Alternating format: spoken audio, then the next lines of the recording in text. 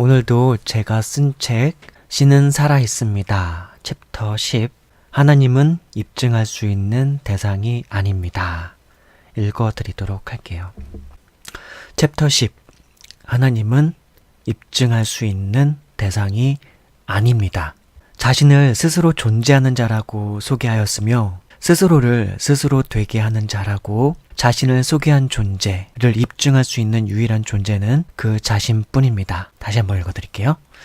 자신을 스스로 존재하는 자라고 소개하였으며 스스로를 스스로 되게 하는 자라고 자신을 소개한 존재 출애굽기 3장 14절을 입증할 수 있는 유일한 존재는 그 자신뿐입니다. 그분은 자신을 영적 존재, 비물질적 존재, 지적 존재이며 전능한 하나님, 능력에 있어서 제한이 없는 유일한 신이라고 소개하였던 분입니다. 요한복음 4장 24절, 창세기 17장 1절에서 확인할 수 있지요. 역사의 어느 시점부터는 석상들을 만들어 놓고 비나이다 비나이다 하며 살아온 때때로 무척이나 미련하고 어리석고 단순한 우리네 유한한 인간들이 단순히 입증할 수 있는 대상이 아닙니다. 인간들이 하나님의 존재를 입증하려 할 때 그분께서 우리의 교만과 어리석음에 대응하지 않으려 하면 세상 어느 누구도 하나님의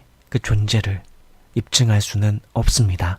우리 인간은 우리 스스로의 힘과 능력만으로는 하나님의 본질의 어떠한 흔적도 찾을 수 없습니다. 하나님의 작은 일부분도 볼 수 없습니다. 하나님 스스로 조금이라도 우리에게 그 스스로의 얼마간이라도 나타내고 싶은 의지가 있을 때에만 가능합니다.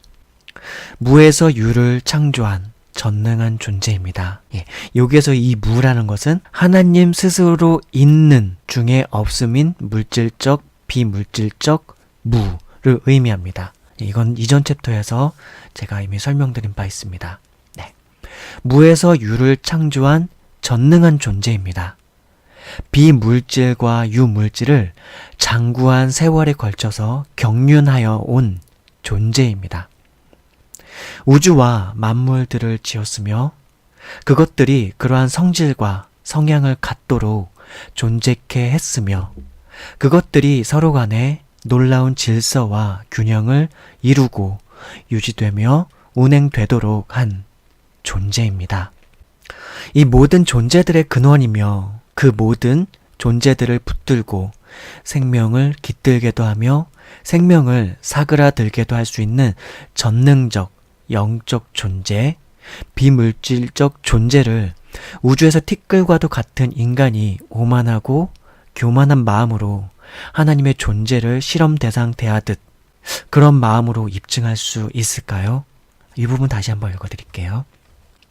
이 모든 존재들의 근원이며 그 모든 존재들을 붙들고 생명을 깃들게도 하며 생명을 사그라들게도 할 수 있는 전능적 영적 존재, 비물질적 존재를 우주에서 티끌과도 같은 인간이 오만하고 교만한 마음으로 그런 하나님의 존재를 실험 대상을 대하듯 한 마음으로 입증할 수 있을까요? 최근에는 암흑물질, 암흑에너지라는 명칭을 붙여서 우주를 이루고 있는 비물질적 요소들을 파악해 보려 하는 연구까지 이르러 온 것 같지만 이런 부분들 역시 모든 존재의 근원이며 모든 존재를 지으신 영적 존재인 하나님께서 이 우주 만물을 경륜하는 그 원리와 이치들의 얼마간을 깨닫는 과정들이 될 것이며 우리의 언어로 그 경륜의 이치들의 얼마간을 표현할 수 있게 되는 것일 뿐이지 이러한 연구들이 궁극적으로 하나님의 실체를 온전히 입증한다고 보기는 어렵습니다. 여기까지가 일단 짧은 본문 내용이고요. 이 챕터를 묵상하는데 깊이 생각해 보는데 또 도움이 될 만한 성경 구절들을 제가 첨부해 놨습니다. 또 우리 성경 구절들 한번 같이 읽어보고 한번 깊이 한번 생각해 보도록 하지요. 앞 챕터에 있던 내용들과 중복된 내용을 말하게 될 때는 제가 바로바로 그 다음 성경 구절로 넘어가도록 할게요. 자, 출애굽기 3장 14절 말씀이네요. 이번 챕터의 제목이 뭐였다고요? 하나님은 입증할 수 있는 대상이 아닙니다. 라고 했죠? 이제 그것과 관련해서 하나님의 존재에 대해서 한번 묵상할 수 있도록 아마 제가 성경 구절들을 첨부해 놨을 겁니다. 하나님이 모세에게 이르시되 나는 스스로 있는 자 여호와 야훼이니라. 또 이르시되 너는 이스라엘 자손에게 이같이 이르기를 스스로 있는 자가 나를 너희에게 보내셨다 하라. 예, 하나님이 어떤 분이라고 자기를 소개했죠? 나는 스스로 있는 자이니라. 이제 그거를 히브리어로 이제 그걸 읽어보면은 야훼 혹은 여호와라고 이제 할 수 있는 건데, 발음이 정확한 발음은 아니에요, 둘 다. 이미 다른 이전 챕터에서 다 설명드렸으니까. 예, 처음 혹시라도 이 영상을 보게 되는 분들은 제 첫 번째 영상부터 어떻게 하면 전할 수 있을까요? 기쁜 소식, 기쁨의 소리, 여기부터 꼭 들으셨으면 좋겠습니다. 다음 성경 구절은 요한복음 4장 24절. 하나님은 영이시니 예배하는 자가 영과 진리로 예배할지니라. 예, 하나님이 어떤 존재시라고요? 하나님은 영이시니라고 그렇게 나와 있죠. 하나님은 영이시니 예배하는 자가 영과 진리로 예배할지니라. 근데 이 말씀은 누가 한 말일까요? 예, 예수님께서 하신 말씀이에요. 하나님은 영이시니까 예배하는 자가 영과 진리로 예배할지니라. 예, 다음 성경 구절은 창세기 17장 1절 말씀. 아브라함이 99세 때에 여호와께서 아브라함에게 나타나서 그에게 이르시되 나는 전능한 하나님이라. 너는 내 앞에서 행하여 완전하라. 이스라엘 이제 민족 중에서 가장 뿌리가 되는 이제 조상이죠. 예, 이스라엘 민족. 예, 원래는 가장 뿌리가 직접적이 되는 뿌리가 되는 조상은 야곱이에요. 예, 야곱. 그 이제 이름을 하나님께서 이스라엘이라고 해서 이제 이스라엘 이름을 갖게 됐고, 그래서 이스라엘 민족이 됐죠. 근데 그 야곱의 아버지가 이삭이었고, 이삭의 아버지가 아브라함이었습니다. 그 아브라함에게 이제 아브라함이 99세 때 이제 하나님께서 나타나셨던 거죠.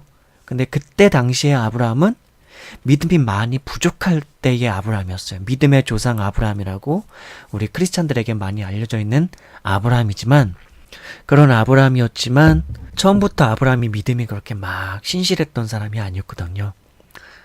뭐 여러 가지 에피소드가 있습니다. 예.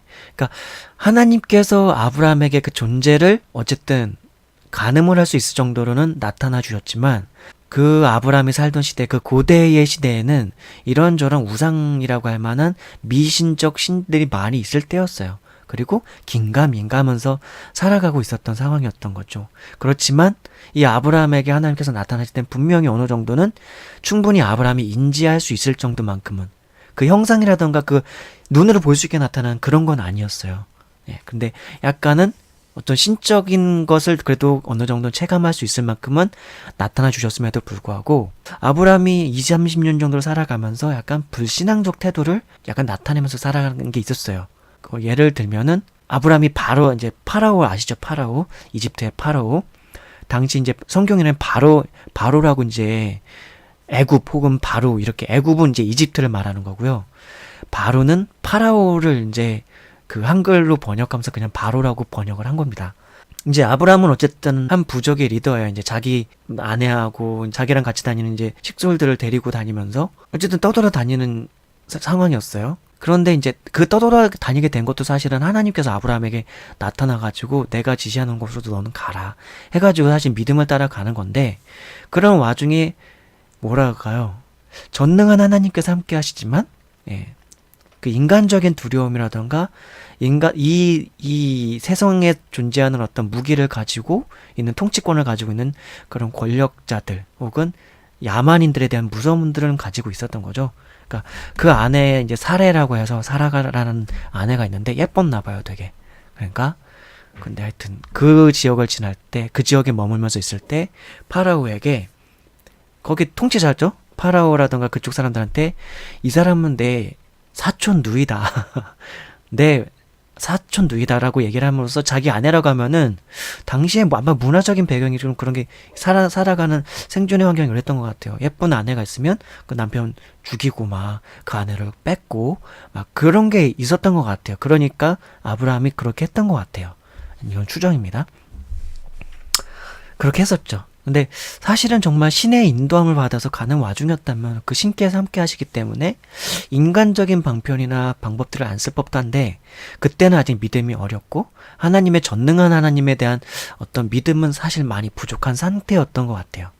그리고 또 한 가지 이제 또 불신앙적인 태도는 하나님께서 원래 그 약속을 해주셨었어요. 뭐였냐면은 이 아브라함에게 이제 아내 사라가 있었거든요. 근데 아브라함도 연로했고 나이가 되게 많았고 사라도 나이가 되게 많았어요. 거의 70세 넘었을 때인가 60세는 넘어서인가 70세인가 80세인가 그때 하나님께서 나타나셔가지고 언약을 주시고 약속을 해주시는데 그게 뭐냐면은 아브라함 너의 씨에서 너의 자식을 통해서 너의 후손에서 내가 이제 어떤 후손을 통해서 뭔가 크고 위대한 일을 행할 거라는 거를 약속을 주셨던 거예요.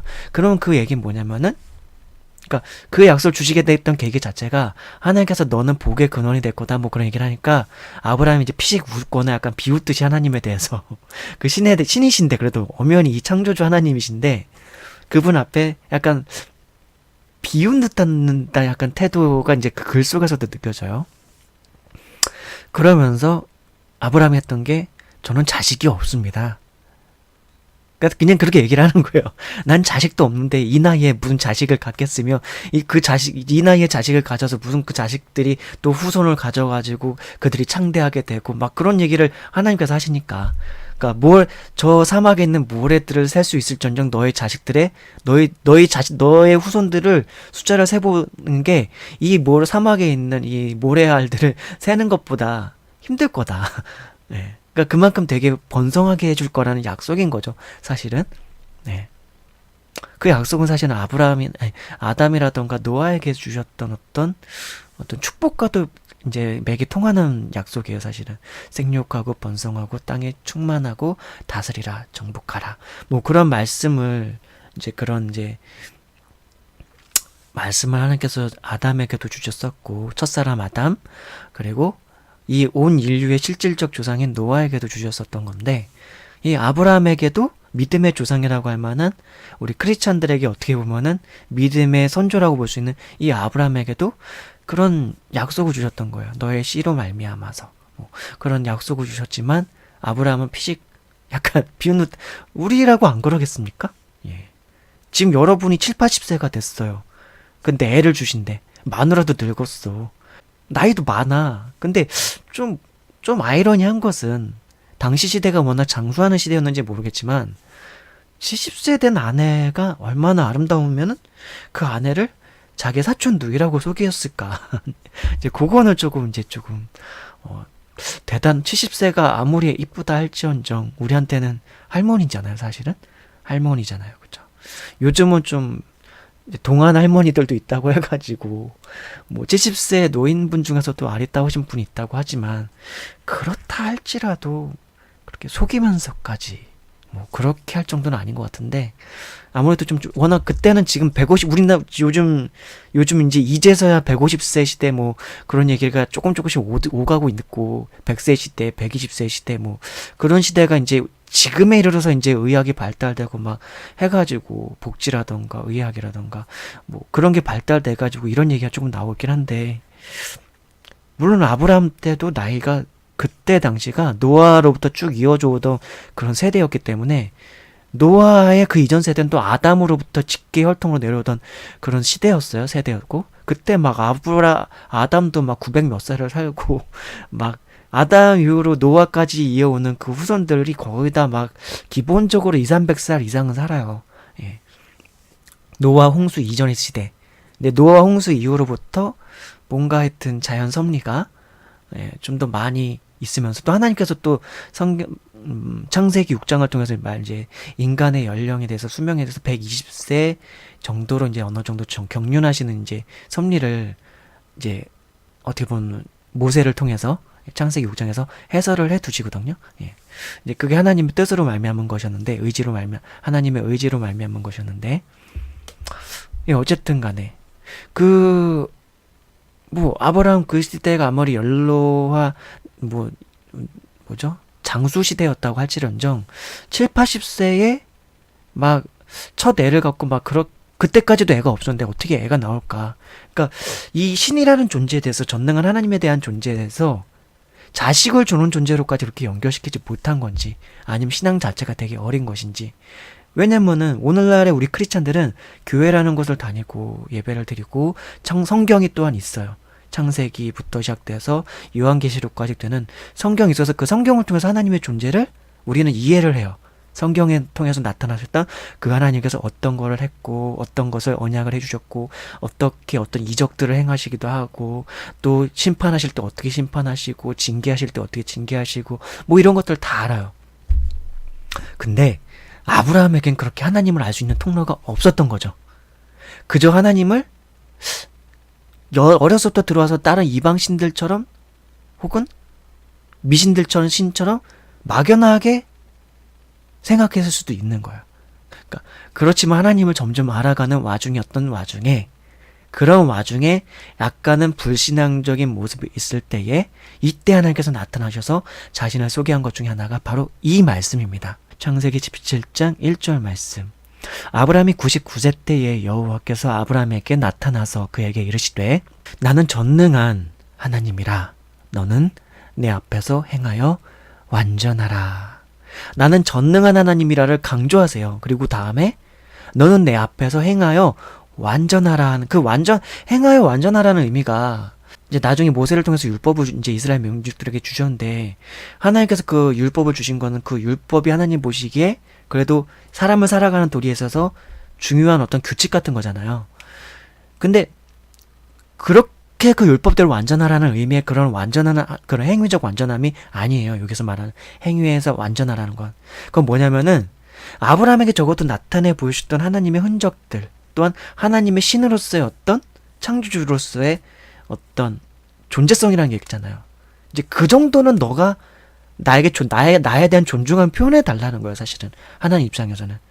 왜냐면 내가 신인데, 가나안 땅으로 인도하시는 하나님이신데, 어쨌든 자기 말을 듣고서 가는 건데, 그 중간중간에 보인 것 중에 하나가, 아브라함이 아까도 얘기했지만 자기 아내 사라를 누이라고 속인 것도 있고, 그보다 더 큰 게 이제 분명히 아브라함에게 자식을 줄 것이고, 그 자식을 통해서 번성하게 해주실 것이고, 막 그런 것들 약속해 주셨단 말이에요, 이미. 근데 이제 사라가, 이제 마누라가 막 독촉을 해요. 자식이 안 생기니까. 나는 애가 없다. 그러니까 남편 탓을 하는 거야. 네가 무능력해가지고 나한테 애도 못 주고, 네가 그러고 또 남편이 약간 그런 뉘앙스야, 사실은. 그러니까 애가 없으니까 우리가 지금 막 나름대로 번성했어요. 막 가축도 많아지고, 막 물질도 풍부하게, 거의 재벌급 정도의 재산을 갖게 됐어요, 아브라함이. 예. 오늘날로 쳐도 소에다가 양에다가 막 그런 게 몇십 마리 이상 되니까, 정확한 수치를 제가 기억을 하는 건 못하고 있지만, 하여튼 꽤 재벌급이 부자가 됐어요. 근데 흔히 많은 인간이라고 하는 우리 사람들은 자식이 없으면 아무리 부가 많고 돌이 많고 재물이 풍부해져도 낙이 없잖아요, 사실은. 사는 낙이. 그쵸? 그러니까 이 마누라가 이 아브라함을 막 도적해가지고, 내가 애를 못 낳고 당신이 못 나니까 나한테 여종 몸종이 있거든. 그 여종이 한 명 있어요. 그 여종에게 가서 잠을 자라. 그리고 그 여종을 통해 가지고, 내 여종을 통해서 애를 낳아라. 그러면은 된다. 그렇게 해가지고 그렇게 태어난 존재가 이제 이스마엘이라고 하는 존재입니다. 이스마엘. 예. 이스마엘이 나중에 이제 또 하나의 이제 국가가 돼요. 그쪽이. 이스마엘, 지금 그게 에돔은 에서였었던 것 같고, 이스마엘이 지금 오늘날 이란 쪽인가? 그쪽에 조상이 아닌가 싶은데, 그 나라 명칭이 성경에 나오거든요. 그 명칭이 지금 생각이 안 나는데, 예, 그렇습니다. 어쨌든 그렇게 해가지고, 예, 하나님께서 분명히 약속해 주셨는데, 그 약속을 못 믿고 사라가 막 독촉한다고 해서, 마치 아담과 하와가 있었을 때 하와가 선악과 먹어봐라 했을 때 아담은 분명히 그 선악과를 먹으면 죽는다는 걸 알고 있었음에도 불구하고 자기의 뼈 중에 뼈요 살 중에 살인 사랑하는 아내가 죽었기 때문에 먹은 것처럼, 예. 아브라함도 그렇게, 예. 사라 말을 듣고, 예. 이제 이스마엘이라고 하는 이제 자식을 갖게 되는 거죠. 그러고 나서 하나님께서 한 20년 가까이를 아브라함에게 나타나지를 않으세요. 성경에 보면은 다시 나타날 때의 시기랑 그 이전의 시기랑 거의 20년인가? 예, 그래요. 네. 70세 때인가 하여튼 그때쯤에 한번 나타나셨다가 그 이후로 하나님께서 등장하는 장면이 거의 없어요. 그냥 아브라함이 살아가고 어떻게 살아가고 있다가 나중에 하나님께서 이렇게 딱 나타나셔서 하시는 말씀이 나는 전능한 하나님이라 너는 내 앞에서 행하여 완전하라 라고 말씀하시는 거예요. 이게 그런 맥락 속에서 나온 말씀입니다. 네. 그러니까 하나님께서 자신이 전능한 하나님이라고 소개해 주신 거예요. 전능한 하나님. 어쨌든 본문 오늘 챕터와 관련해서는, 예, 하나님은 전능한 하나님이다. 그러니까 우리 인간들이 이 전능하다고 하는 그 개념에 대해서 참 이거는 나중에 제가 언젠가 한번 하나님께 있어서의 완전하다는 의미와 인간이 생각하는 인간 중심적인 완전하다는 의미가 꽤 많이 다를 수가 있어요. 예. 우리가 생각하는 그 완전함은 우리의 이기적인 바람에 많이 우리 이기적인 바람과 소욕과 욕망을 다 집어넣어가지고 하나님은 이러셔야 돼 라고 하는 그런 완전함인데, 또 우리는 상상력도 발휘할 수 있고 하는 지성적 존재이기 때문에 우리들 인간들도 하나님에 대해서 그 완전함에 대해서 어느 정도 상상적 그림을 그려놓는 것들이 있죠. 그러나 본래부터 스스로 계신 그 하나님 스스로께서 표현하신 그 완전하다는 의미는 또한 우리가 생각하는 그 완전하다는 의미랑은 또한 다를 수가 있습니다. 우리가 생각하는 그 너머에 계신 분이기 때문에 그것도 늘 미루어 짐작해서, 예, 하나님을 생각하고 또 하나님께 하나님 좀 알고 싶어요 라고 고백할 때 그런 겸손한 자세로 좀 하나님 앞에 나아가는 게 필요합니다. 어쨌든 제가 이번 챕터가 하나님은 입증할 수 있는 대상이 아닙니다 라고 했는데, 방금 전까지 읽어드린 성경 구절들은 하나님께서 스스로 소개한 거예요. 나는 스스로 있는 자다 라고 했고, 예수님께서 하나님에 대해서 얘기할 땐 또 뭐라고 했냐면은 하나님은 영이시다 라고 했어요. 그리고 또 아브라함에게 나타나실 때는 하나님께서 뭐라고 자기를 소개하셨냐면 전능한 하나님이다 라고 소개하신 거예요. 전능한 하나님이다 라고요. 전능한 하나님이다. 일단 이거를 딱 머릿속에 킵해놓고요. 자, 이제 다음 성경 구절 또 읽어볼게요. 로마서 11장 33절 말씀. 제가 첨부해놓은 성경 구절인데요. 로마서 11장 33절 말씀. 예. 사도 바울이 고백한 성경 말씀입니다. 깊도다 하나님의 지혜와 지식의 풍성함이여 그의 판단은 헤아리지 못할 것이며 그의 길은 찾지 못할 것이로다. 깊도다 하나님의 지혜와 지식의 풍성함이여 그의 판단은 헤아리지 못할 것이며 그의 길은 찾지 못할 것이로다. 하나님에 대해서 이렇게 묘사를 하고 있고 이렇게 고백하고 있는 거예요.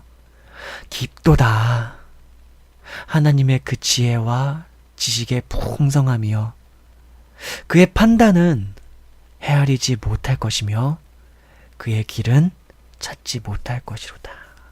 이 사도 바울이라는 사람이 어떤 사람이었냐면요, 나름대로 구약성경 율법에 대해서 정통한 학자이면서 어떤 지도자였어요. 원래 바리새 지파의 사람이니까 바리새 율법학자라고 볼 수 있을 만한 사람이었어요. 그럼 사도 바울이었는데, 그리고 또 그 사람이 어떤 사람이었냐면은 이제 다메섹 도상 가는 길 중에서, 그러니까 그 사람이 원래부터 예수 그리스도를 믿는 사람이 아니었어요. 사도 바울이란 사람이 원래는 오히려 예수님의 제자들, 이제 구교라고 볼 수 있죠. 유대교라고 하는 유대인들이 본래부터 믿고 있었던 야훼 하나님의 아브라함의 후손으로서 이스라엘의 후손으로서 민족을 이루어서 뭐 다윗의 후손으로서 어쨌든 그 유대교로서 이 야훼 하나님을 구약 성경을 믿고 살아가고 있던 유대교가 있던 상황에서 예수님께서 이제 나타나셔가지고 그 하나님을 구약 성경을 다시 새롭게 해석하시면서 새롭게 이해시켜 주시면서 본인이 또한 하나님의 아들이라고 하셨고 또한 본인이 인자로서 하나님의 아들이시지만 동시에 자기를 통해서 하나님을 나타내 보여주는 신적 존재로서 자기를 표현했고 다시 또 죽었지만 사흘 만에 부활하셔서 신의 자기가 하나님께로부터 비롯된 성육화된 신적 존재라고 하는 걸 예수님께서 증명해 주셨잖아요. 그 제자들을 통해서 그 제자들이 증언을 하면서 이제 복음을 전하고 예수님에 대해서 증언하고 전하고 이제 그런 시대가 그때 사도 바울이 있었던 시대예요. 근데 그 사도 바울은 본래부터 그 예수님을 믿던 사람이 아니라 오히려 그렇게 예수님을 전하는 그리스도인들을 사도들을 핍박하던 사람이었어요. 왜요? 그 유대교나 유대 민족들에게 있어서는 이 예수라는 존재 그리고 그 예수를 전하는 그리스도인이라고 하는 존재가 이단이었던 거예요. 그러니까 그리고 자기들의 율법에 의하면 그렇게 우상을 섬기도록 유도하는 사람들은 돌로 쳐 죽일 만한 그런 법이 있었어요. 그 율법은 오늘날 우리 교회법이 뭐 우리가 교회 장로회가 있고 뭐 감리회가 있고 그 안에 이제 또 나름대로 교회 체계 질서를 이루는 교회법이라는 거 있잖아요.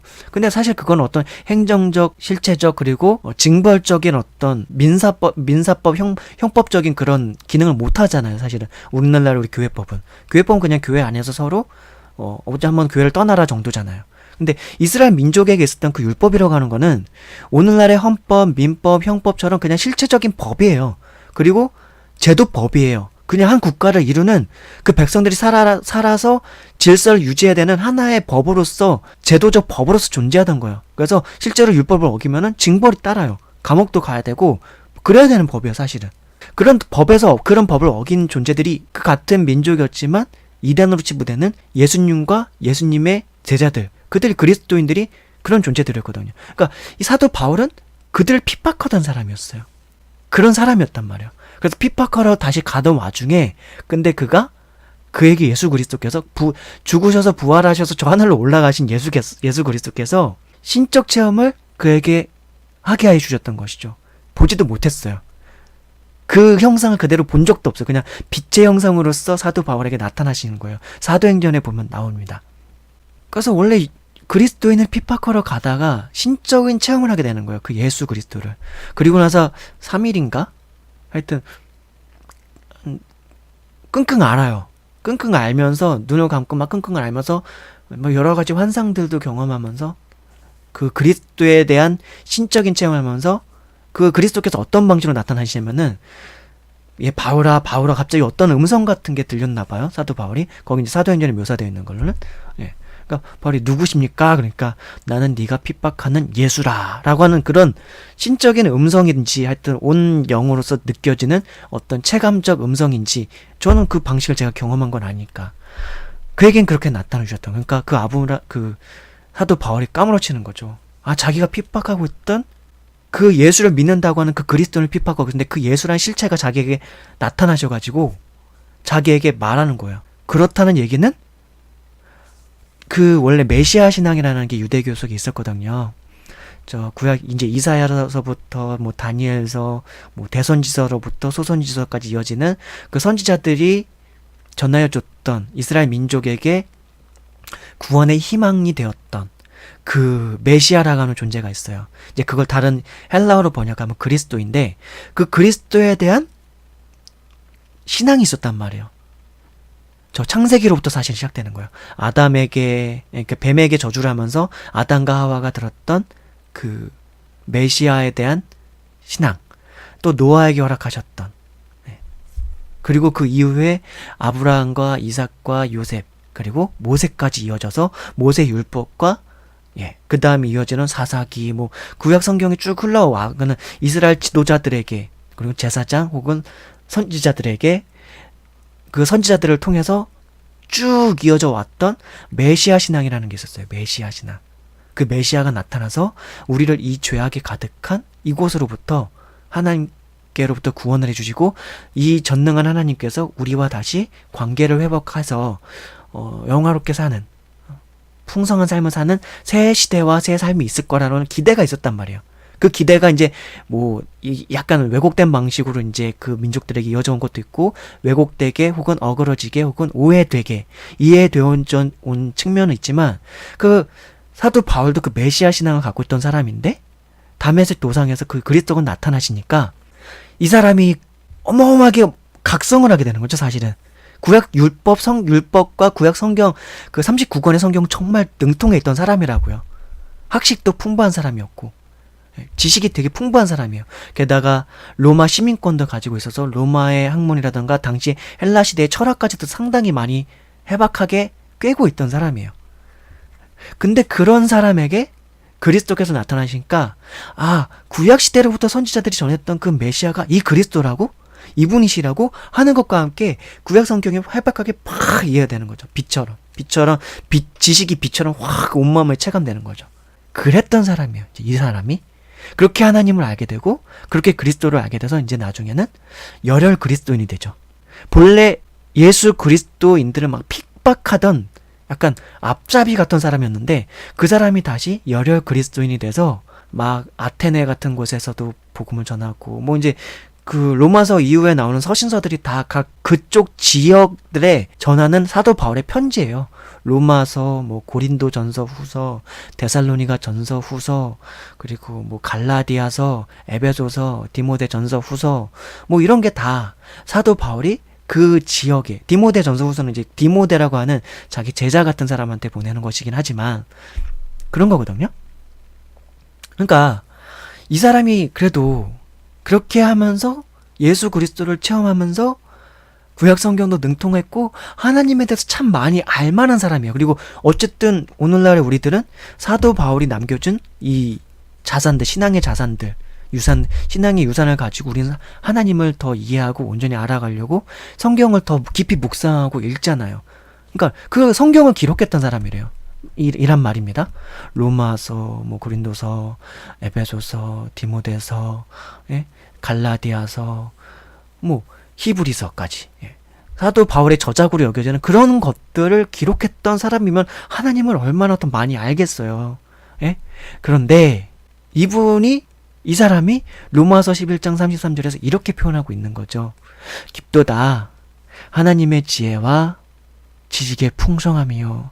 이렇게 하나님을 잘 알 거라고 생각하는 그 사도 바울이지만 그도 하나님을 알아가면 알아갈수록 그분의 지혜와 지식의 풍성함이 어떻게 말로 형언할 수가 없는 거야. 자신의 생각 속에 자신의 그릇 속에 다 담기도 힘든 거야. 그의 판단은 헤아리지 못할 것이며 그의 길은 찾지 못할 것이로다. 이것이 어디로부터 시작된 지식에 대한 묵상이냐면요. 저 창세기로부터 말라기까지 다 이해를 한 상황에서 그리스도에 대한 신적 체험을 하면서 그가 또한 그 성령과 함께 동행하면서 사역을 하면서 목회를 하면서 복음을 전하면서 깨닫게 되는 것들이 다 종합적으로 믹싱이 돼가지고 나오는 고백이에요. 깊도다 하나님의 지혜와 지식의 풍성함이요. 그의 판단은 헤아리지 못할 것이며 그의 길은 찾지 못할 것이로다. 특별히 이건 아마도 제가 추측기로는 그리스도와 관련한 하나님의 그런 경륜, 예수 그리스도를 저 창세 때부터 예비하셨던 그 섭리, 그 경륜, 그리고 그 예수 그리스도를 통하여 관통되는 인간들을 구속하신 하나님의 그 지혜, 그 사랑, 무한하신 은혜, 그것을 묵상해 보자니까 하나님의 그 사랑이 감당 못하겠는 거야. 너무나 지혜로우시면서 너무나 무조건적이야. 너무나 무한하셔.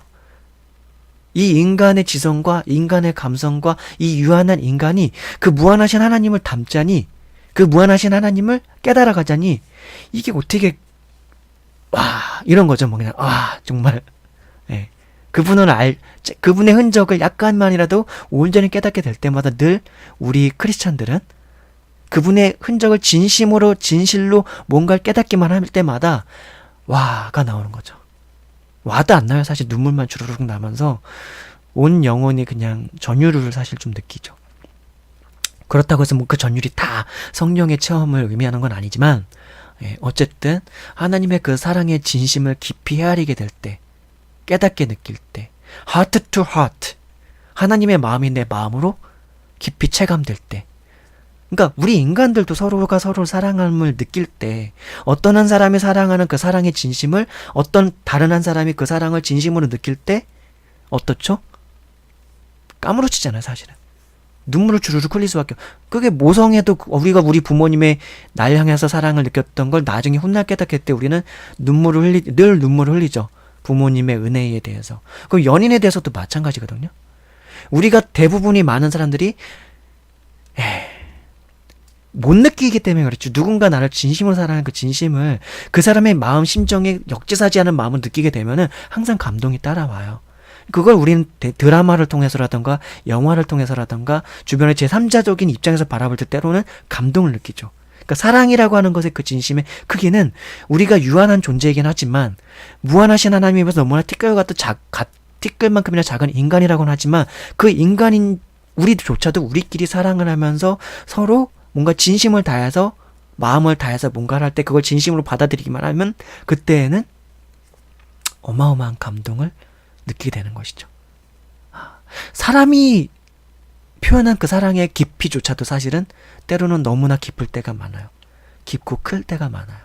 하물며 무한하신 하나님께서 가지신 그 무한한 지혜와 그 무한한 지혜와 함께하는 그 무한한 사랑이란, 그러니까 이런 고백이 나오는 거죠. 그러니까 저는 이 성경 구절을 첨부한 게 이런 것들을 한번 묵상해 볼 수 있었으면 좋겠어서 이런 성경 구절을 여기다가 첨부했습니다. 자, 욥기서 36장 26절을 또한 한번 읽어볼게요. 욥기서 36장 26절. 하나님은 높으시니 우리가 그를 알 수 없고 그의 횟수를 헤아릴 수 없느니라. 뭐라고요? 욥기서 36장 26절. 하나님은 높으시니 우리가 그를 알 수 없고 그의 횟수를 헤아릴 수 없느니라. 우리는 하나님을 볼 수 없고 만질 수도 없고 우리는 경험도 한 적도 없잖아요, 하나님을. 네. 근데 하나님을 어쨌든 이 욥이라고 하는 인물이 하나님께서 의롭다 하신 인물이에요. 하나님께서 의롭게 봐주신 인물이에요.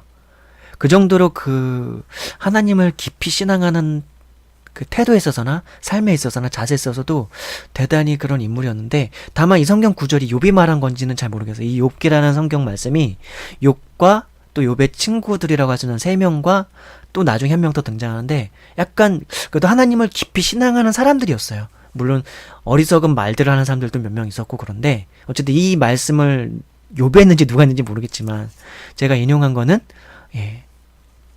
그렇게 하나님을 신앙하는 이들이, 어떻게 보면 이들은 적어도 당시 시대 때 세상 속에서 하나님을 나타내는 신앙인들이었어요. 왜냐면은 욥이 하나님께 얼마만큼 제사라던가 예배를 충실히 드렸던 사람인지는 그 욥기서를 초반에 읽어보다 보면 나와요. 정말 모범적으로 오늘날도 아마 이 욥처럼 그렇게 예배를 드리는 사람은 흔치는 않을걸요. 물론 오늘날에 우리들은 뭐 매일 새벽 예배도 드릴 수 있고 수요 예배도 드릴 수 있고 토요 예배, 일요일 예배 드릴 수 있고 평일에도 성경 공부 하려면은 뭐 돈도 좀 있고 환경만 허락된다면 얼마든지 가능하니까요. 어느 정도 재정적인 여유만 좀 있고 마음만 있으면 얼마든지 가능하니까. 마음 맞는 사람도 있으면 서로 그룹 바이블 스터디 같은 것도 할 수 있고 하니까요. 그런데 예배 방식이 오늘날과 그때는 워낙 차이가 크니까. 어쨌든 나름대로 신앙의 위인이라고 할 수 있는 이 사람이 하나님은 높으시니 우리가 그를 알 수 없고 그의 횟수를 헤아릴 수 없느니라 라고 그렇게 고백하고 있는 거죠. 자, 다음 성경 구절도 한번 봅시다. 전도서 8장 17절 말씀이네요. 또 내가 하나님의 모든 행사를 살펴보니 해 아래에서 행해지는 일을 사람이 능히 알아낼 수 없도다. 사람이 아무리 애써 알아보려고 할지라도 능히 알지 못하니 비록 지혜자가 아노라 할지라도 능히 알아내지 못하리로다. 놀라운 고백입니다. 정말 놀라운 고백입니다. 이 전도서라고 하는 말씀을, 이 성경 말씀 누가 기록했는지를 알게 되면 더 놀라운 말씀입니다. 누가 기록했냐고요? 솔로몬 왕을 아십니까? 솔로몬 왕. 솔로몬이라는 건 되게 많이 인물을 많이 들어보셨죠? 솔로몬 왕. 그리스도인이 아니고 기독교인이 아니라 할지라도, 이스라엘 민족이 아니다 할지라도 그냥 우리가 동화 같은 책에서 많이 들어봤던 이름, 그 인물이죠. 대단히 현명하고 지혜로운 왕이었죠. 이스라엘에 있었던 모든 역대의 왕을 통틀어서도 이 솔로몬 왕처럼 현명하고 지혜로운 사람은 없었을 겁니다. 솔로몬에게 그 지혜를 선물로, 솔로몬이 하나님께, 그 아버지가 어쨌든 다윗이잖아요. 다윗 왕이면서 다윗 선지자인데 그 다윗 어쨌든 아버지였던 그 아버지의 그 신앙적인 유산을 잘 답습한 사람이 어떻게 보면 솔로몬 왕이라고 볼 수가 있는데, 그 솔로몬 왕이 하나님께 이제 제사를 드리고 예배를 드리면서 하나님께서 어떤 너가 갖고 싶은, 마치 무슨 우리 옛날 동화에 읽어봤던 거죠. 네가 무슨 소원 같은 거 하나 없냐. 그러니까 솔로몬이 이제 고백하면서 얘기했던 소원 중에 하나가 자신에게 지혜를 달라고 구했어요. 지혜를. 이 백성들을 온전히 잘 다스릴 수 있는 지혜를. 어떻게 보면 다르고 오늘날에 우리들이 표현하는 겸손한 표현은 이런 거죠. 이 백성들을 지혜롭게 섬기고 겸손히 돌볼 수 있도록 하나님의 지혜를 따라 통치할 수 있도록 저에게 지혜를 주십시오 해갖고 그런 지혜를 실제로 주세요, 하나님께서. 그리고서 이 어쨌든 성경의 한 권인 잠언서하고 또한 성경의 한 권인 전도서를, 물론 잠언서를 다 솔로몬이 이제 기록한 건 아닌데, 어쨌든 잠언서를 통할해가지고 편집하는, 마치 오늘날을 치면 우리나라로 치면 세종대왕 같은, 근데 세종대왕보다 더 뛰어난 사실은 그런 인물인데, 잠언서하고 전도서라고 하는 구약 성경의 2권 정도의 거의 상당 부분 많이 관여한 솔로몬 왕이라고 하는 그 지혜로운 인물이 이렇게 고백하고 있는 거예요. 전도서 나중에 한번 읽어보십시오. 인생에 관한, 인생의 실체를 낱낱이 보여주는 말씀이 바로 전도서예요. 전도서. 전도서. 이거는 성경을 잘 모르는 사람들도 읽어보면 다 깊이 공감을 할 만한 말씀이 바로 전도서입니다.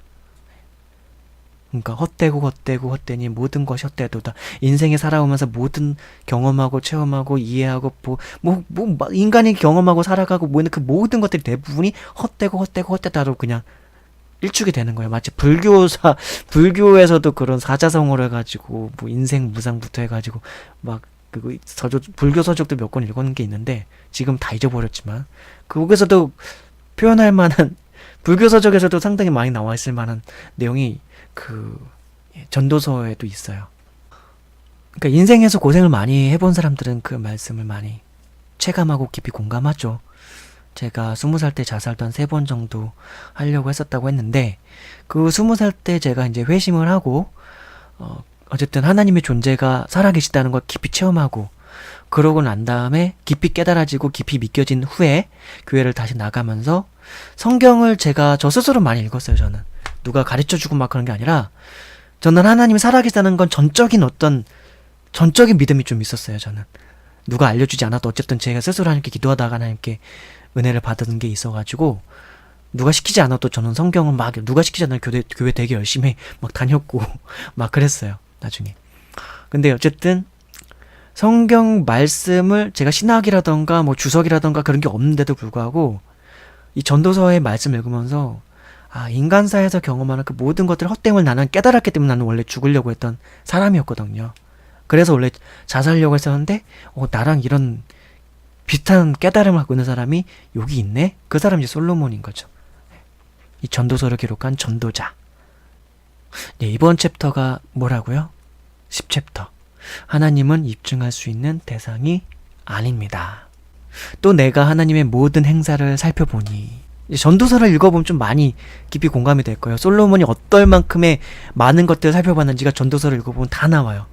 이것은 이렇고 저것은 저렇고 저것은 이래서 왕으로서 그것도 독재적인 정권을 가지고 있는 왕이거든요. 오늘날의 김정일요?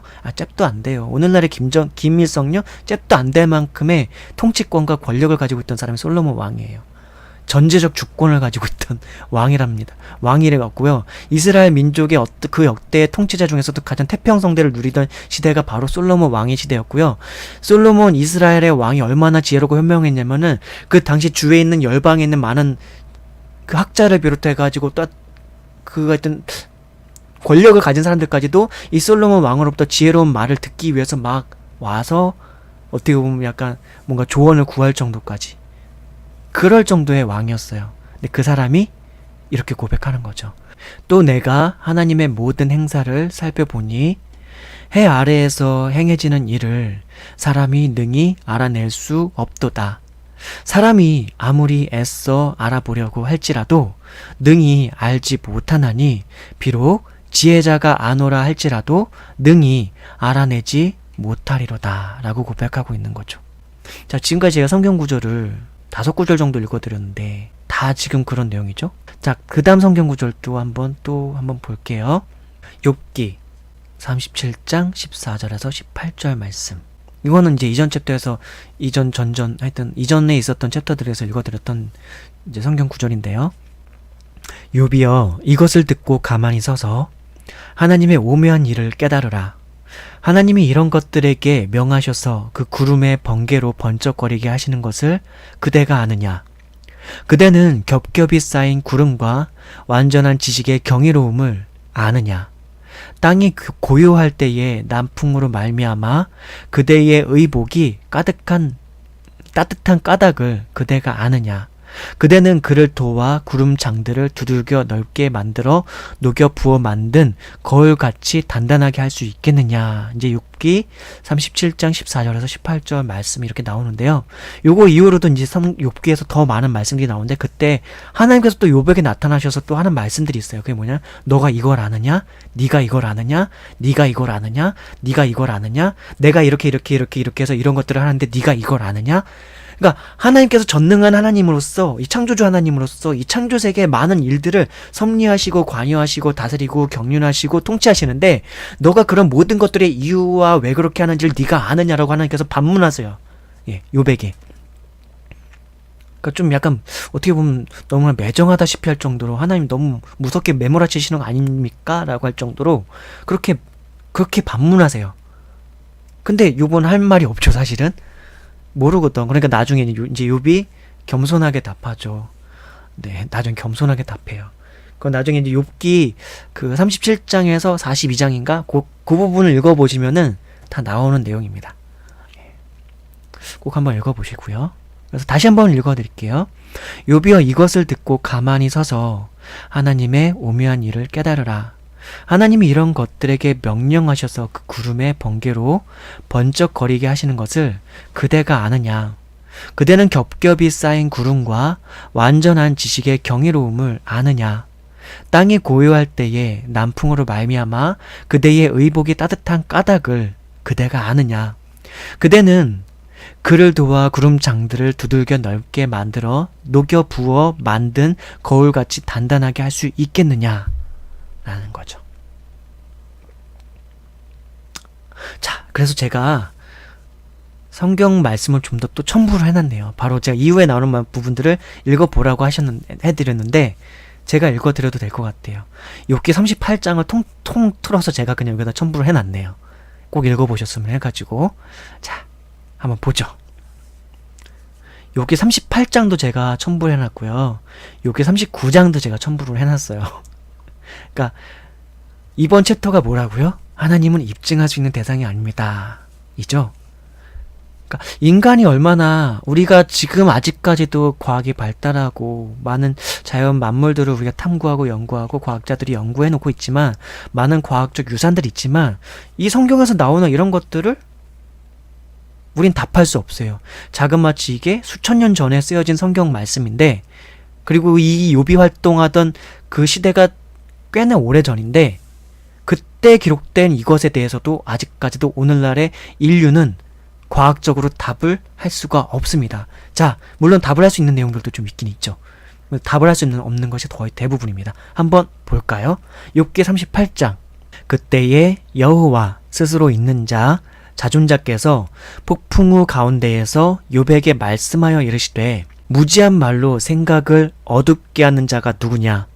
너는 대장부처럼 허리를 묶고 내가 너에게 묻는 것을 대답할지니라. 자, 지금 여호와 야훼 하나님께서 욥에게 그냥 말씀하시는 걸 다이렉트로, 다시 한번 읽어드릴게요. 그때 야훼 스스로 있는 자 자존자께서 폭풍우 가운데에서 욥에게 말씀하여 이르시되, 무지한 말로 생각을 어둡게 하는 자가 누구냐? 너는 대장부처럼 허리를 묶고 내가 너에게 묻는 것을 대답할지니라. 내가 땅에 기초를 놓을 때에 네가 어디 있었느냐? 네가 알거든 말할지니라. 누가 그것의 도량법을 정하였는지, 누가 그 줄을 그것의 위에 띄었는지 네가 아느냐? 그것의 주추는 무엇 위에 세웠으며 그 모퉁이 돌을 누가 놓았느냐? 그때의 새벽 별들이 기뻐 노래하며 하나님의 아들들이 다 기뻐 소리를 질렀느니라. 바다가 그 모태에서 터져 나올 때에 문으로 그것을 가둔 자가 누구냐? 그때에 내가 구름으로 그 옷을 만들고 흑암으로 그 강보를 만들고 한계를 정하여 문빗장을 지르고 이르기를 네가 여기까지 오고 더 넘어가지 못하리니 너의 높은 파도가 여기서 그칠지니라 하였노라. 네가 너의 날에 아침에게 명령하였느냐? 새벽에게 그 자리를 일러 주었느냐? 그것으로 땅 끝을 붙잡고 악한 자들을 그 땅에서 떨쳐버린 일이 있었느냐? 땅이 변하여 진흙에 인친 것 같이 되었고 그들은 옷같이 나타나되 악인에게는 그 빛이 차단되고 그들의 높이 든 팔이 꺾이느니라. 네가 바다의 샘에 들어갔었느냐? 깊은 물 밑으로 걸어 다녀 보았느냐? 사망의 문이 너에게 나타났느냐? 사망의 그늘진 문을 네가 보았느냐? 땅의 너비를 네가 측량할 수 있느냐? 네가 그 모든 것들을 다 알거든 말할지니라. 어느 것이 광명이 있는 곳으로 가는 길이냐? 어느 것이 흑암이 있는 곳으로 가는 길이냐? 너는 그의 지경으로 그를 데려갈 수 있느냐? 그의 집으로 가는 길을 알고 있느냐? 네가 아마도 알리라. 네가 그때에 태어났으리니 너의 횟수가 많음이니라. 네가 눈 곳간에 들어갔었느냐? 우박 창고를 보았느냐? 내가 환난 때의 교정과 전쟁의 날을 위하여 이것을 남겨두었노라. 광명이 어느 길로 뻗치며 동풍이 어느 길로 땅이 흩어지느냐? 누가 홍수를 위하여 물길을 터주었으며 우레와 번개길을 내어 주었느냐? 누가 사람 없는 땅에 사람 없는 광야에 비를 내리며 황무하고 황폐한 토지를 흡족하게 하여 연한 풀이 돋아나게 하였느냐? 비에게 아비가 있느냐? 이슬 방울은 누가 낳았느냐? 얼음은 누구의 태에서 났느냐? 공중의 서리는 누가 낳았느냐? 물은 돌같이 굳어지고 깊은 바다의 수면은 얼어붙느니라. 네가 묘성을 메어 묶을 수 있으며 삼성의 띠를 풀 수 있겠느냐? 너는 별자리들을 각각 제때에 이끌어낼 수 있으며 북두성을 다른 별들에게로 이끌어 갈 수 있겠느냐?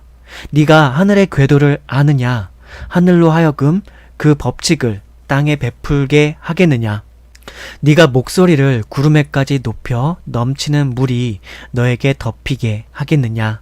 네가 번개를 보내어 가게 하되 번개가 너에게 우리가 여기 있나이다 하게 하겠느냐? 가슴속의 지혜는 누가 준 것이냐? 수탉에게 슬기를 준 자가 누구냐? 누가 지혜로 구름의 수를 세겠느냐? 누가 하늘의 물주머니를 기울이겠느냐? 티끌이 덩어리를 이루며 덩이가 서로 붙게 하겠느냐? 네가 사자를 위하여 먹이를 사냥하겠느냐? 젊은 사자의 식욕을 채우겠느냐? 그것들이 굴에 엎드리며 숲에 앉아 숨어 기다리느니라. 까마귀 새끼가 하나님을 향하여 부르짖으며 먹을 것이 없어서 허우적거릴 때에 그것을 위하여 먹이를 마련하는 이가 누구냐? 계속해서 욥기 39장 또 읽어드릴게요. 산 염소가 새끼 치는 때를 네가 아느냐? 암사슴이 새끼 낳는 것을 네가 본 적이 있느냐? 그것이 몇 달 만에 만삭되는지 아느냐? 그 낳을 때를 아느냐? 그것들은 몸을 구부리고 새끼를 낳으니 그 괴로움이 지나가고 그 새끼는 강하여져서 빈 들에서 크다가 나간 후에는 다시 돌아오지 아니하느니라. 누가 들나귀를 놓아 자유롭게 하였느냐? 누가 빠른 나귀에 매인 것을 풀었느냐? 내가 들을 그것의 집으로 소금 땅을 그것이 사는 처소로 삼았느니라. 들나귀는 성읍에서 짓거리는 소리를 비웃나니 나귀 치는 사람이 지르는 소리는 그것에게 들리지 아니하며 초장 언덕으로 두루 다니며 여러 가지 푸른 풀을 찾느니라. 들소가 어찌 기꺼이 너를 위하여 일하겠으며 너의 외양간에 머물겠느냐? 네가 능히 줄로 매어 들소가 이랑을 갈게 하겠느냐? 그것이 어찌 골짜기에서 너를 따라 썰애를 끌겠느냐? 그것이 힘이 세다고 네가 그것을 의지하겠느냐? 너의 수고를 그것에게 맡기겠느냐? 그것이 너의 곡식을 집으로 실어오며 너의 타작 마당에 곡식 모으기를 그것에게 의탁하겠느냐? 타조는 즐거이 날개를 치나 하게 깃털과 날개 같겠느냐? 그것이 알을 땅에 버려두어 흙에서 더워지게 하고 발에 깨어질 것이나 들짐승에게 밟힐 것을 생각하지 아니하고 그 새끼에게 모질게 대함이 제 새끼가 아닌 것처럼 하며 그 고생한 것이 헛되게 될지라도 두려워하지 아니하나니 이는 하나님이 지혜를 베풀지 아니하셨고 총명을 주지 아니함이라.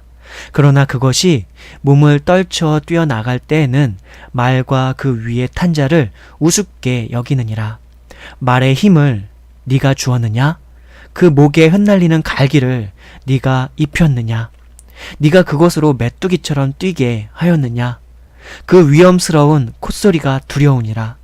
그것이 골짜기에서 발굽질하고 힘 있음을 기뻐하며 앞으로 나아가서 군사들을 맞되 두려움을 모르고 겁내지 아니하며 칼을 댈지라도 물러나지 아니하니 그의 머리 위에서는 화살통과 빛나는 창과 투창이 번쩍이며 땅을 삼킬 듯이 맹렬히 성내며 나팔 소리에 머물러 서지 아니하고 나팔 소리가 날 때마다 힝힝 울며 멀리서 싸움 냄새를 맡고 지휘관들의 호령과 외치는 소리를 듣느니라.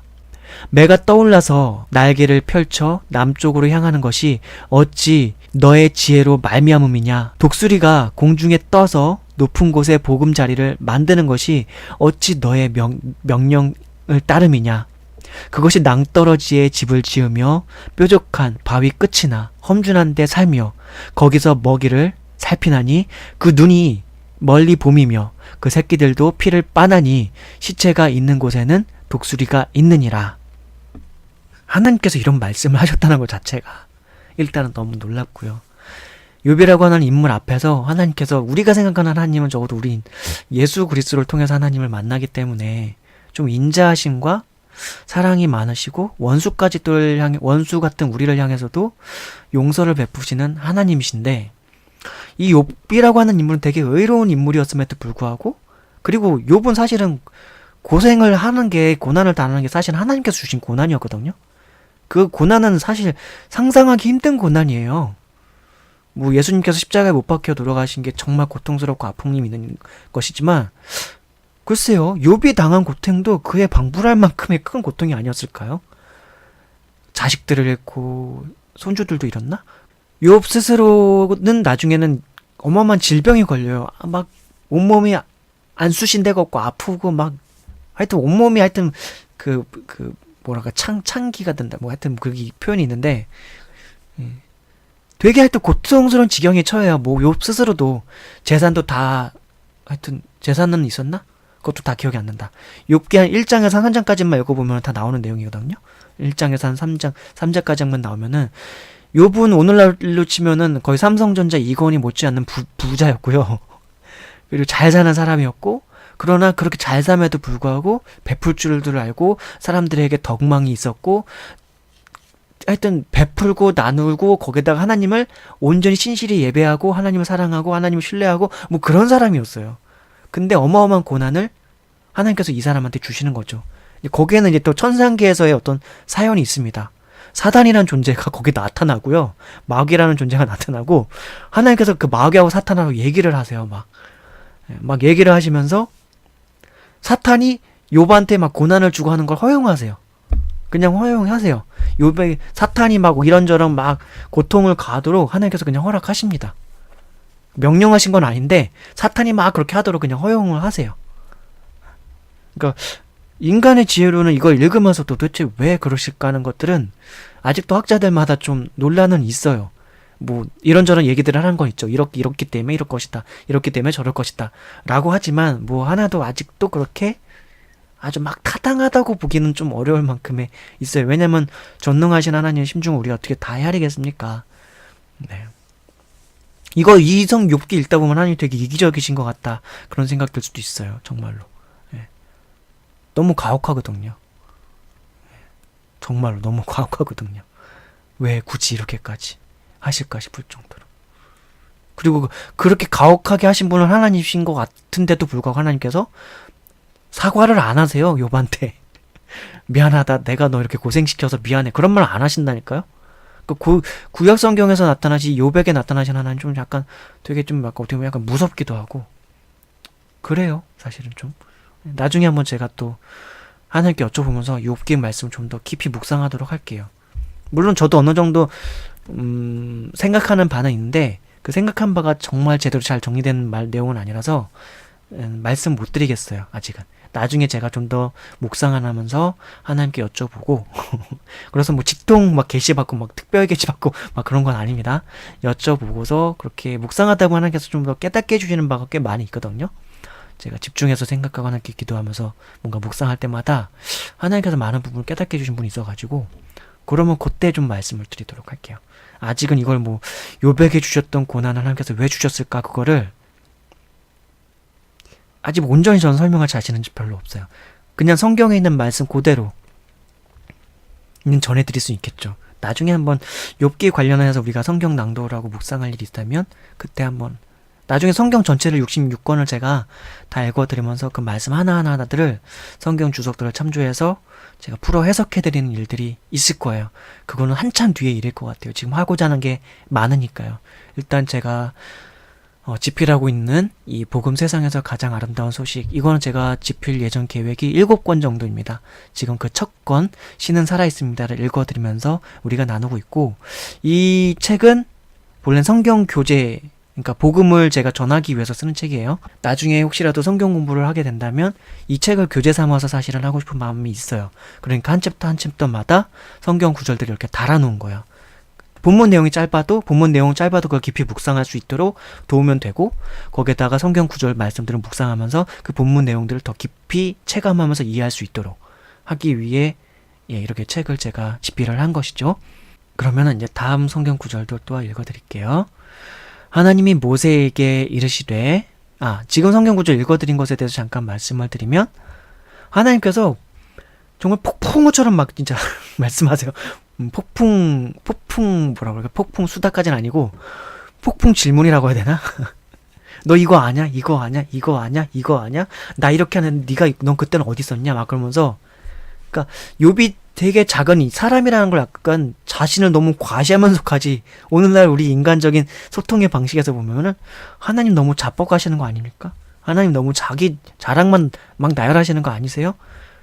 하나님은 원래 신이니까 그러신 거 아니에요? 라고 인간인 제가 만약 되문다면 그렇게도 물어볼 수 있을 것처럼 좀 너무 과하다 싶을 정도로 창조를 하시면서 또 창조 세계를 유지하시고 경영하시고 경륜하시는 그 과정의 일들을 하나 다 읊은 것도 아니에요. 사실은 그분이 하시는 일들의 한 억분의 1 정도? 억가지 그러니까 1억 가지 중에 한 가지 정도를 읊었을까요? 지금 되게 많이 읊으셨는데 그렇다 할지라도 그분이 하시는 일들을 다 낱낱이 쪼개서 막 다 파헤쳐서 얘기를 하자면은 뭐 수억 가지도 넘죠. 일단 이 지구상에 존재하는 생물들만 해도 수십억 개가 있다고 하는 걸로 알고 있는데 곤충들, 개미 종류만 하더라도 100만 가지인가 넘다는 걸 알고 있거든요. 그러니까 개미의 종류들만 하더라도 100만 가지가 넘는 걸로 알고 있어요. 그럼 다른 곤충들이나 다른 생명들도 그 종류마다 유형마다 너무 정말 많겠죠. 이 조그마한 지구상 안에요. 이 지구라고 한 이 별 아래. 그런 하나님이신데 어쨌든 이 구절들은 좀 과하다 싶을 정도로 하나님께서 그렇게 나타내시는데 아마 욥이라고 하는 인물에게 자신을 설명하려고 하는 방식이 하늘 천상의 일들까지는 하나님께서 다 나타내주고 설명하거나 막 그러고 싶지는 않으셨던 건 아닌가? 뭐 하나님의 마음을 다 설명해 놓지 않으셨으니까 어찌 알겠습니까마는 어쨌든 욥에게 이걸 되물으면서 다만 반문법이라 그래야 될까요? 이렇게 많은 걸 열거하면서 했을 때 욥이 느끼는 심정이라는 건 일단 하나님을 대면했잖아요. 그것만으로도 사실은 인간으로서 감당하기 좀 어려운 걸 당한 거고요. 사실은 그 신적 존재를 일단 맞닥뜨렸어. 근데 그분이 이 모든 것들을 다 창조하시고 경륜하셨던 그런 것들을 지으면서 너 이거 아느냐 했을 때 자신은 모르거든요. 실제로 창조세계 수많은 존재들의 이유들을 하나도 아는 게 없어. 그렇다는 얘기는 자신에게 일어난 이 일들에 대해서 하나님께 설명해 주셨으면 좋겠는데 그걸 설명해 주지 않아도 그냥 그럴 만한 사연이 있겠거니라고 생각하도록 약간 승복시키는 하나님의 약간 터프한 카리스마 있는 방식이 아닐까라고 그냥 어림짐작 해볼 수는 있을 것 같아요. 근데 이건 나중에 제가 한번 더 깊이 묵상한 다음에 그때 한번 정리해서 말씀을 드릴게요. 예. 인간이 이해할 수가 없는 측면의 일들이 있기 때문에 그렇지 않을까 저는 그렇게 생각을 해봅니다. 왜요? 왜냐면 천상계의 일이 나오거든요. 초장부에. 사탄과의 대화가 나와요. 마귀와의 대화가 나오고요. 그거를 우리 인간들이 그에게 설명을 하자니 그거를 구구절지 이래서 사탄이 나한테 이렇게 물어봐서 이렇게 해서 이렇게 했는데 이게 이런 연유가 있고 이런 연유가 있고 구구절절 인간이 이해할 수 있도록 하도록 하기 위해선 천상계 사실은 인간 창조 이전의 일 혹은 인간 창조 이후에 선악과와 아담과 하와에게 일어났던 그 일들부터 해가지고 있었던 그 모든 걸 다 설명이 될지도 몰라요. 이해가 가시나요? 이렇게 좀 설명이 될 수도 있을 것 같아요. 요백에 일어났던 일들에 대해서 사탄과의 어떤 담론, 그리고 그 이후에 이뤄진 요백에 일어난 고난과 재난, 그런 것들에 대해서 설명을 하자니 저 창세 시대로부터 있었던, 그리고 창조 사건 이래로부터 있었고, 저 하늘 세계 원래 보이지 않는 영적 세계에 있었던 사탄이라고 하는 원래 천사장으로 알고 있었던 그 사탄이라고 하는 존재의 타락, 그리고 그 이후에 인간의 또한 타락, 선악과 먹고 타락한 거, 그 이후에 홍수 사건이 일어났고 뭐 그런 여타의 과정들 가운데서 욥이라고 하는 너가 나타났는데 네가 의로운 사람인데 그런 와중에서 사탄과의 대화도 되게 짤막한 한두 문장 정도밖에 안 되거든요. 그건 우리에게 인간들이 욥이라고 하는 이 욥기를 읽으면서 하나님을 신앙할 수 있도록 함에 있어서 아주 단편적인 한 구절인 것이지 실제 천상계에서 일어난 것들을 다 요약한 게 말씀이 아니거든요. 설명하는 말씀도 아니고 한 문장으로 그걸 다 설명도 불가능하고 그럼 그 모든 걸 다 욥한테 설명해야 될 의무가 하나님께 있을까? 그러나 지금 이런 방식으로 오히려 하나님께서 되묻는 방식이 오히려 욥에게 설명을 해서 가장 간략하게 간추려서 설명할 수 있는 방식이 아니었을까라고 생각해 볼 수 있을 것 같아요. 왜? 원래 욥은 하나님을 사랑하는 사람이었거든요. 원래 욥은 하나님을 경외하고 경배하면서 하나님을 신뢰하던 사람이었거든요. 그렇기 때문에 하나님께서 그 존재를 나타내시고 만유를 지으신 하나님임을 하나하나 나타내면서 이렇게 되물었을 때 욥이 느꼈을 것은 겸손한 마음가짐이죠. 본래 욥이 그런 사람이었을 거예요. 본래부터 욥이 그런 겸손한 사람이었어요. 본래. 근데 워낙 이제 자기에 일어나는 일들이 오늘날 인류에서 태어나는 사람 중에서 예수님 말고 그 외에 다른 사람들 중에서 욥만큼 고통과 이런 걸 당한 사람들이 또 있었을까요?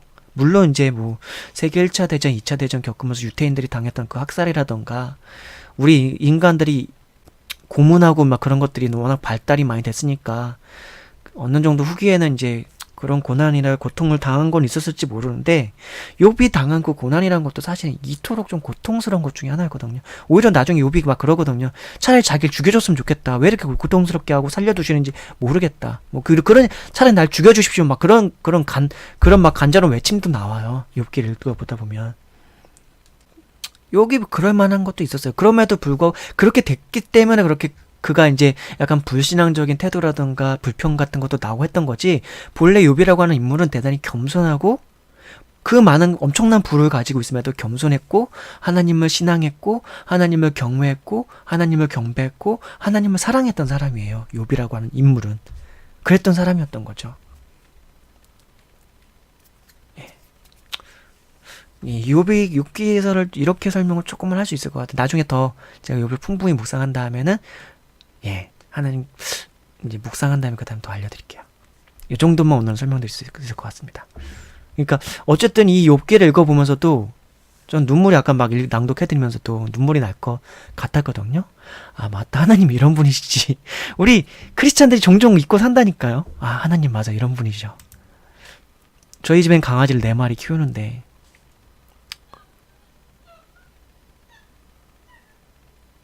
모든 동물과 짐승과 존재하는 만물의 그 모든 것들도 다 하나님의 섭리와 경륜과 다스림과 함께 하심 속에 있다.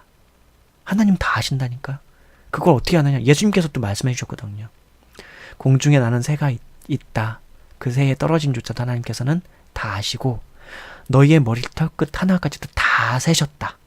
라고 하셨거든요. 그게 우리 하나님이십니다. 자, 다음 성경 구절 또 읽어드릴게요.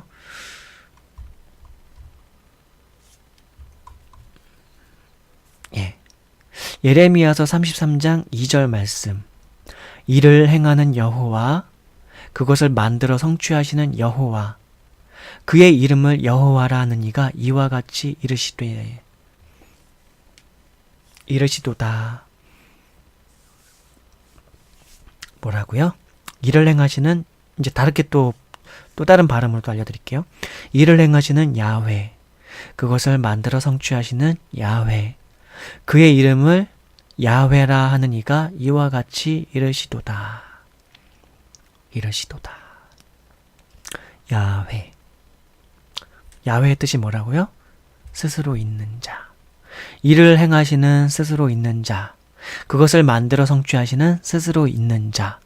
그의 이름을 스스로 있는 자라 하는 이가 이와 같이 이르시도다. 네. 하나님은 스스로 있는 자신데 그 스스로 있는 자께서 일을 행하시고 성취하시고 그런 분이시라는 거죠.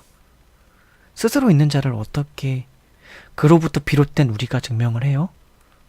여러분 안에 있는 세포들조차도 스스로 사실은 과학자들이나 의학자들이 막 이렇게 막 다른 사람 시체를 분해하고 그러지 않는 이상은 사실은 그 세포조차도 사실 입증 못 하잖아요, 우리는. 물론 뭐 현미경 같은 거를 이렇게 현미경 같은 걸 보고 하면 되긴 하는 건데. 어쨌든 다음 장도 또 한번 보도록 하겠습니다. 이사야서 42장 8절 말씀. 나는 여호와이니 이는 내 이름이라. 나는 내 영광을 다른 자에게, 내 찬송을 우상에게 주지 아니하리라. 네. 호세아서 12장 5절 말씀. 여호와는 만군의 하나님이시라. 여호와는 그를 기억하게 하는 이름이니라. 다음 성경 구절. 욥기 9장 11절. 그가 내 앞으로 지나가시나 내가 보지 못하며 그가 내 앞에서 움직이시나 내가 깨닫지 못하느니라. 네. 그가 내 앞으로 지나시나 내가 보지 못하며 그가 내 앞에서 움직이시나 내가 깨닫지 못하느니라. 하나님은 그런 분이라는 거예요. 자, 시편 139편 12절. 주에게서는 흑암이 숨기지 못하며 밤이 낮과 같이 비추이나니 주에게는 흑암과 빛이 같음이니이다. 예, 주에게서는 흑암이 숨기지 못하며 밤이 낮과 같이 비추이나니 주에게는 흑암과 빛이 같음이니이다. 예. 시편 33장 6절.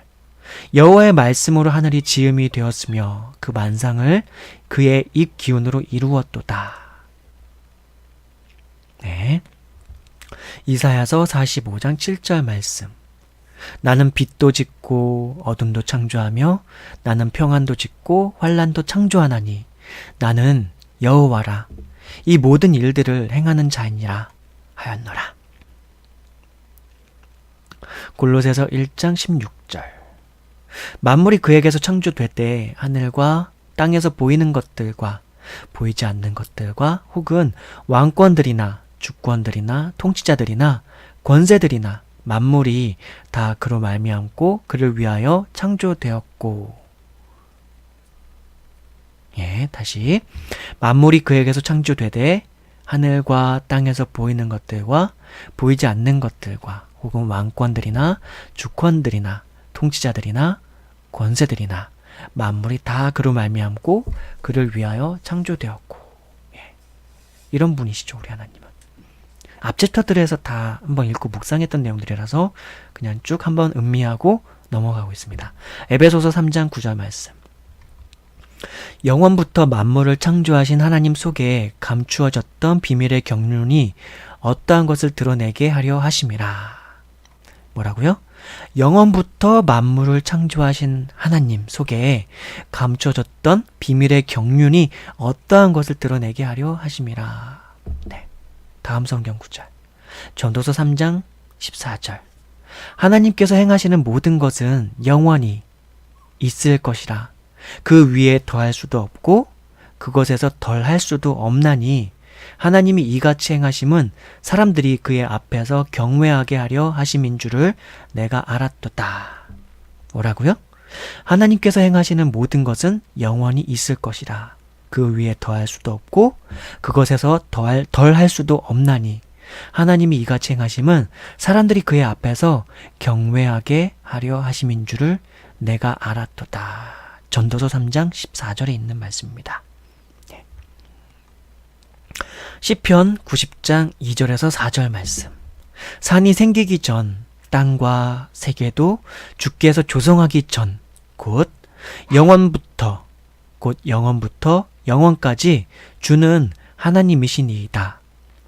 주께서 사람을 티끌로 돌아가게 하시고 말씀하시기를 너희 인생들은 돌아가라 하셨사오니 주의 목전에는 천년이 지나간 어제 같으며 밤의 한순간 같을 뿐임이니이다. 시편 90장 2절에서 4절 말씀. 천년이 지나간 어제 같으며 밤의 한순간 같을 뿐임이니이다. 이 말씀에 대해서 의미를 제가 지난 챕터들에서 그 사도 베드로의 고백과 관련해서 제가 쭉 한번 설명드린 적이 있었죠. 시간의 개념에 대해서. 다시 한번 또 읽어볼게요. 산이 생기기 전 땅과 세계도 주께서 조성하기 전 곧 영원부터 영원까지 주는 하나님이시니이다. 이런 고백을 시편 90편을 제가 기억하고 있기로 모세가 기록한 걸로 알고 있습니다. 모세가. 이 모세의 고백이에요. 그러니까 모세는 이 창세기로부터 율법서라고 하는 그 신명기까지의 성경 5권, 구약 성경 5권을 기록한 인물이고 이스라엘의 뛰어난 지도자이며 통치자이며 또한 선지자였고 통치자인 어떤 왕 같은 인물이었어요, 사실은. 그러면서도 제사장이었고 약간 제사장 같은 역할도 했고 그런 인물이었습니다. 근데 어쨌든 창세기를 기록한 인물이니만큼 하나님의 존재성에 대해서 잘 알았죠. 게다가 스스로 계신 자라는 의미를 너무 잘 체감하는 사람이었죠. 그 사람이 고백한 거죠. 산이 생기기 전 땅과 세계도 주께서 조성하기 전 영원부터 영원까지 주는 하나님이시니이다 라고 고백하고 있는 거죠. 주께서 사람을 티끌로 돌아가게 하시고 말씀하시기를 너희 인생들은 돌아가라 하셨사오니 주의 목전에는 천년이 지나간 어제 같으며 밤의 한순간 같을 뿐임이니이다 라고요. 이렇게 고백하고 있네요. 자, 다음 성경 구절은 느헤미야 9장 6절 말씀이네요. 오직 주는 여호와시라. 오직 주는 야훼시라. 오직 주는 스스로 계신 자, 자존자시라. 하늘과 하늘들의 하늘과 일월 성신과 땅과 땅 위의 만물과 바다와 그 가운데 모든 것을 지으시고 다 보존하시오니 모든 천군이 주께 경배하나이다. 느헤미야 9장 6절 말씀. 디모데전서 6장 16절 읽고 오늘 이 시간 마무리 짓도록 하겠습니다. 오직 그에게만 죽지 아니함이 있고 가까이 가지 못할 빛에 거하시고 어떤 사람도 보지 못하였고 또 볼 수 없는 이이시니 그에게 존귀와 영원한 권능을 돌릴지어다. 아멘. 오직 그에게만 죽지 아니함이 있고 가까이 가지 못할 빛에 거하시고 어떤 사람도 보지 못하였고 또 볼 수 없는 이이시니 그에게 존귀와 영원한 권능을 돌릴지어다. 아멘. 디모데전서 6장 16절. 다시 한번요. 오직 그에게만 죽지 아니함이 있고 뭐라고요? 오직 그에게만 죽지 아니함이 있고 가까이 가지 못할 빛에 거하시고 뭐라고요? 가까이 가지 못할 빛에 거하시고 어떤 사람도 보지 못하였고 또 볼 수 없는 이시니 그에게 존귀와 영원한 권능을 돌릴지어다. 아멘. 디모데전서 6장 16절이네요. 오늘도 유익한 시간이 되셨길 바라고요. 저는 또 다음 시간에 또 찾아뵙도록 할게요. 다음 시간에 우리가 나눌 것은 11챕터 11챕터인데 제목은 인간 본성이 입증 거부. 인간 본성이 입증 거부. 인간 본성이 입증 거부. 이 챕터를 읽어드리도록 하겠고 또 성경 구절들을 같이 읽어보면서 생각해보고 묵상해보면서 또 알아가는 시간을 갖도록 하겠습니다. 모두들 행복하시고 건강하시고 숙면하십시오.